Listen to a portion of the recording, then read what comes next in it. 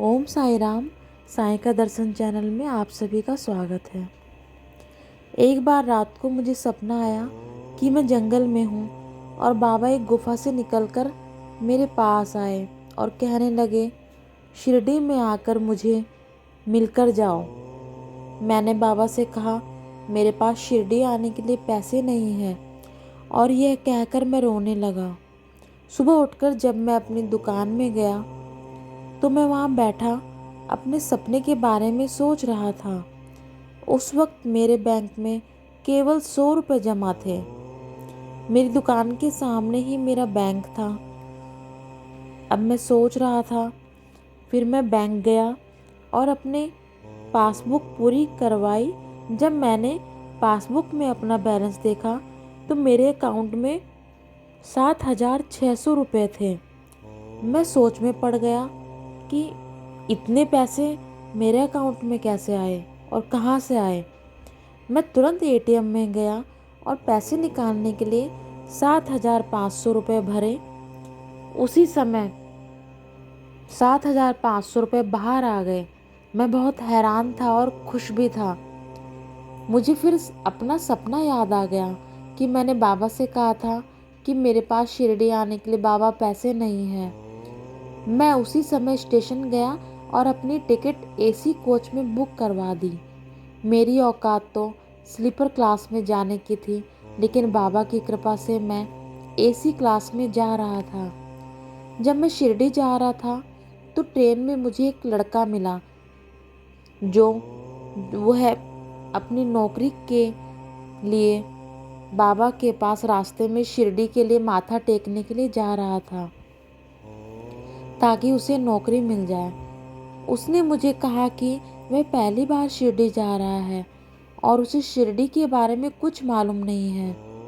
मैंने भी उसे कहा कि वो मेरे साथ ही रहे, मैं उसे दर्शन करवा दूंगा।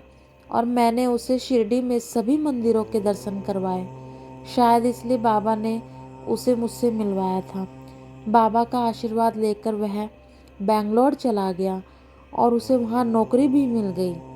बाबा की लीलाएं अगाध हैं। बाबा सदैव अपने भक्तों की पर कृपा करते हैं।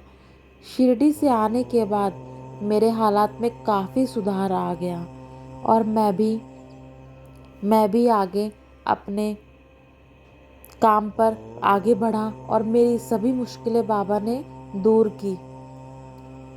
मैं कुछ दिन पहले शिरडी में बाबा के दर्शन करने गया। मैं जब भी शिरडी जाता हूँ तो मेरी यह इच्छा होती है कि बाबा के साथ ज़्यादा से ज़्यादा वक्त गुजारूँ। वैसे तो मुझे दर्शन के लिए भी पास भी मिलते हैं, लेकिन मैं कभी पास नहीं लेता क्योंकि मैं रात को बाबा के साथ हॉल में गुजारना चाहता हूँ।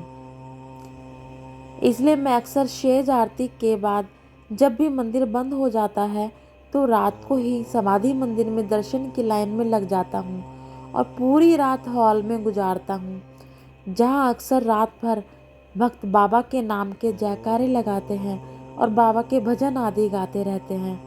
रात कैसे गुजरती है पता भी नहीं चलता और सुबह के 4 जब बज जाते हैं, जब बाबा की काकड़ आरती के लिए मंदिर के द्वार खुल जाते हैं और तब हम सीधा बाबा के सामने पहुंच जाते हैं।